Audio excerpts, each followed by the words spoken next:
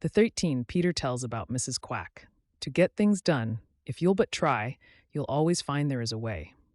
What you yourself can't do alone, the chances are another may. When Peter Rabbit was once more safely back in the dear old briar patch, he told Mrs. Peter all about poor Mrs. Quack and her troubles. Then for a long, long time he sat in a brown study. A brown study, you know, is sitting perfectly still and thinking very hard. That was what Peter did.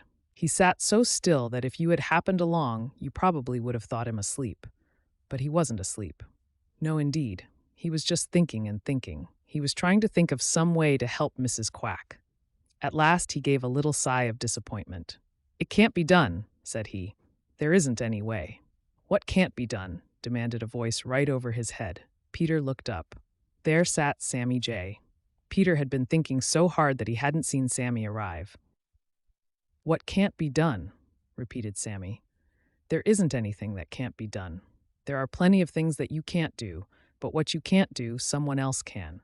Just tuck that fact away in that empty head of yours and never say can't." You know, Sammy dearly loves to tease Peter.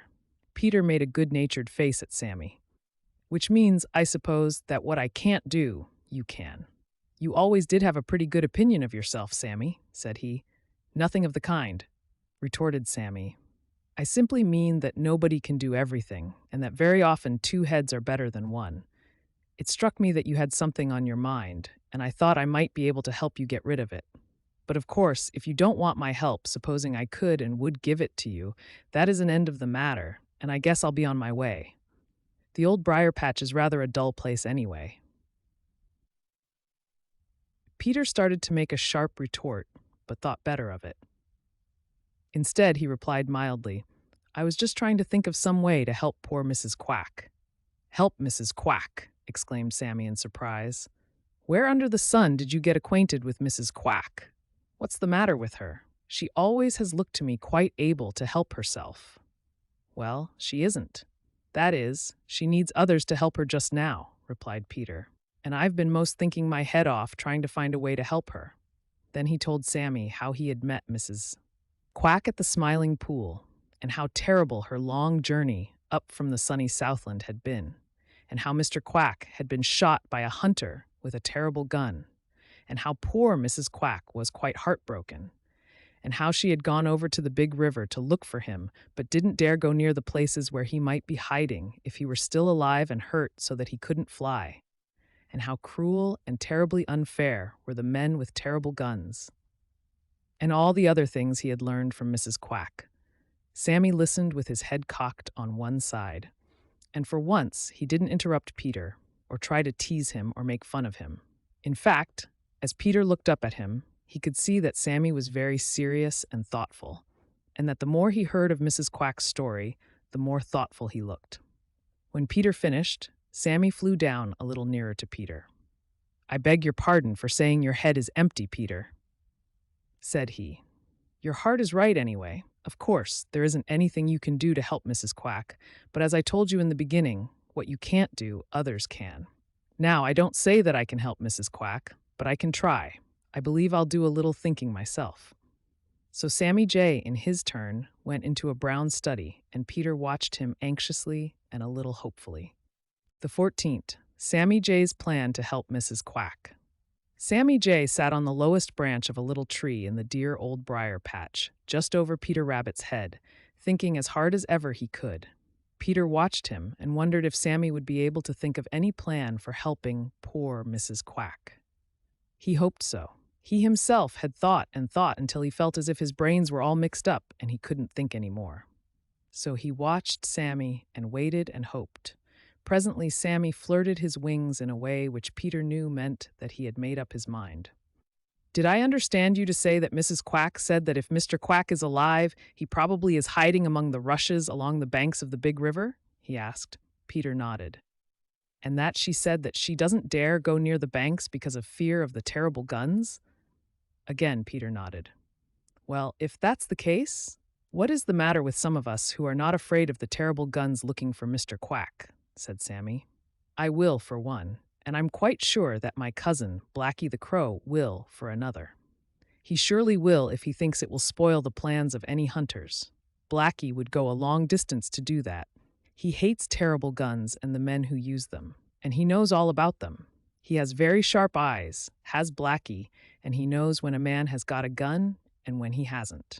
More than that, he can tell better than anyone I know of just how near he can safely go to one of those terrible guns. He is smart, my cousin Blackie is, and if he will help me look for Mr. Quack, we'll find him if he is alive. That will be splendid, cried Peter, clapping his hands. But aren't you afraid of those terrible guns, Sammy? Not when the hunters are trying for ducks, replied Sammy. If there is a duck anywhere in sight, they won't shoot at poor little me or even at Blackie, though they would shoot at him any other time. You see, they know that shooting at us would frighten the ducks. Blackie knows all about the big river. In the winter, he often gets considerable of his food along its banks. I've been over there a number of times, but I don't know so much about it as he does. Now here is my plan. I'll go find Blackie and tell him all about what we want to do for Mrs. Quack.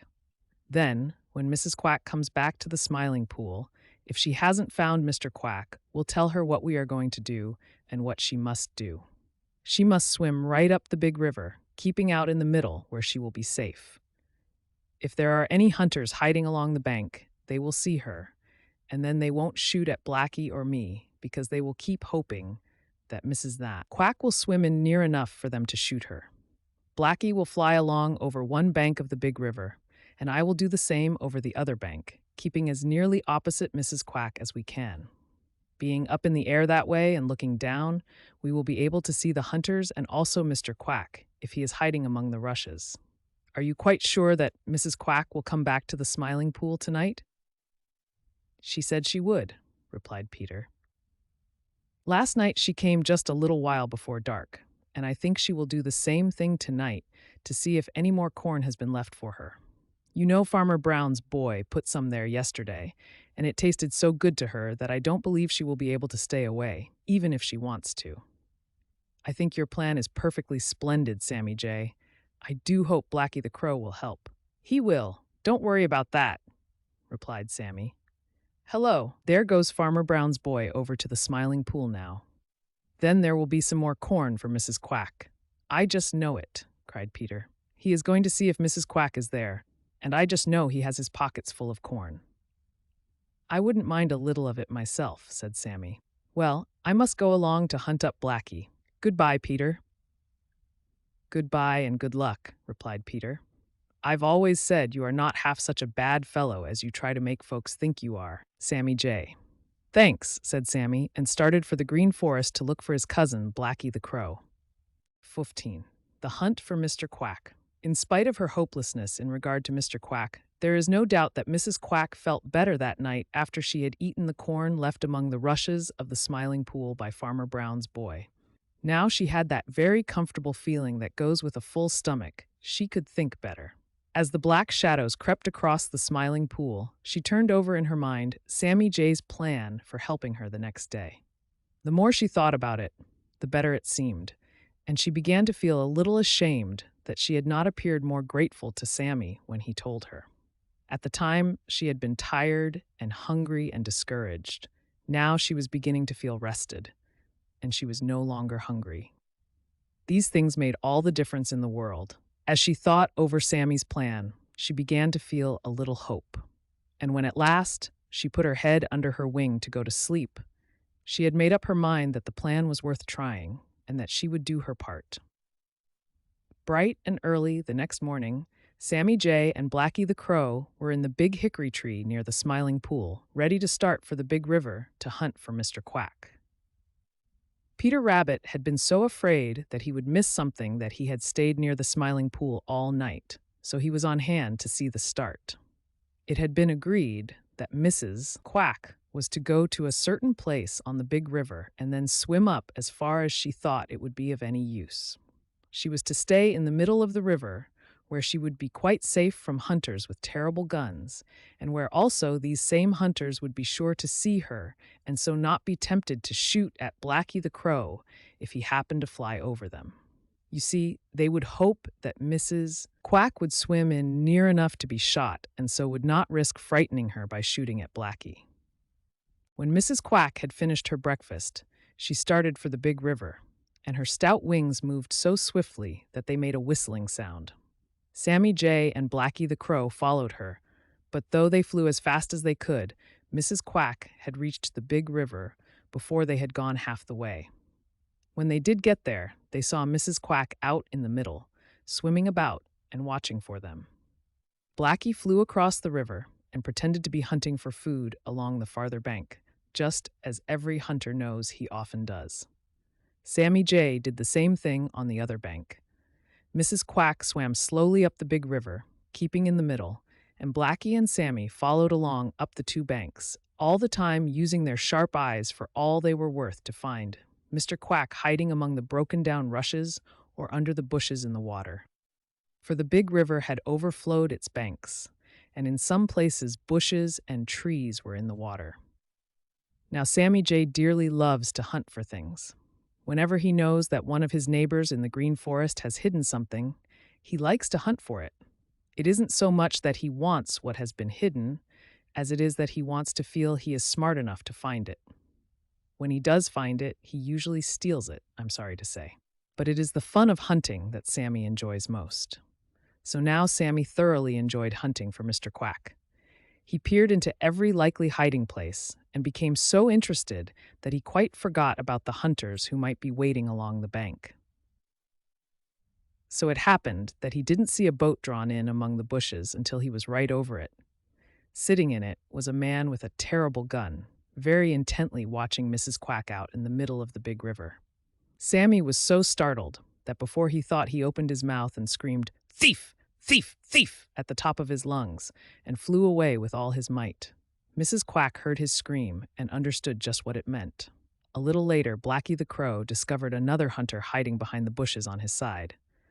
"Caw, caw, caw!" shouted Blacky, flying out over the water far enough to be safe from that terrible gun he could see. "Quack, quack!" replied Mrs. Quack, which meant that she understood, and so the hunt went on without a sign of poor Mr. Quack. 16th, Sammy Jay sees something green. For all their peeking and peering among the broken-down rushes and under the bushes along the banks of the big river, and no sharper eyes ever peeked and peered, Sammy Jay and Blacky the Crow had found no sign of the missing Mr. Quack. "I guess Mrs. Quack was right, and that Mr. Quack was killed when he was shot," muttered Sammy to himself. "Probably one of those hunters had him for dinner long ago. Hello! There's another hunter up where the Laughing Brook joins the big river. I guess I won't take any chances. I'd like to find Mr. Quack, but Sammy Jay is a lot more important to me than Mr. Quack, and that fellow just might happen to take it into his head to shoot at me." So Sammy silently flew around back of the hunter and stopped in a tree where he could watch all that the man did. For some time, Sammy sat there watching. The hunter was sitting behind a sort of fence of bushes, which quite hid him from anyone who might happen to be out on the big river. But of course, Sammy could see him perfectly because he was behind him. Out in front of that little fence, which was on the very edge of the water, were a number of what Sammy at first took to be some of Mrs. Quack's relatives. "Why doesn't he shoot them?" thought Sammy. He puzzled over this as he watched them until suddenly it came into his head that he hadn't seen one of them move since he began watching them. The man changed his position, and still those ducks didn't move, although some of them were so near that they simply couldn't have helped knowing when the hunter moved, unless they were more stupid than any one of Sammy's acquaintance. This was very curious indeed. Sammy flew a little nearer and then a little nearer, taking the greatest care not to make a sound. Pretty soon he was so near that he could see those ducks very plainly, and he stared with all his might. He couldn't see any feathers. No, sir, he couldn't see any feathers. Then he understood. "Huh," said he to himself. "Those are not ducks at all. They are just pieces of wood made to look like ducks. Now I wonder what they are for." In a few minutes he found out. He saw the hunter crouch down a little lower and look down the big river. Sammy looked too. He saw a flock of real ducks flying swiftly just above the middle of the big river. Suddenly the leader turned straight towards the place where the hunter was hiding, and the others followed him. He could hear Mrs. Quack calling excitedly out in the middle of the big river, but the strangers did not heed her. They had their eyes on those wooden ducks and were coming straight in to join them. They think they are real ducks, and so this place is perfectly safe, thought Sammy. He saw the hunter make ready to shoot with his terrible gun, and then, without stopping to think what might happen to him, he opened his mouth and screamed at the top of his voice. He saw the ducks suddenly swing out towards the middle of the big river and knew that they had heard his warning. He saw the hunter suddenly rise and point his gun at the flying ducks. He heard the bang, bang of the terrible gun, but not one of the flock was hit. The distance was too great. Sammy chuckled happily.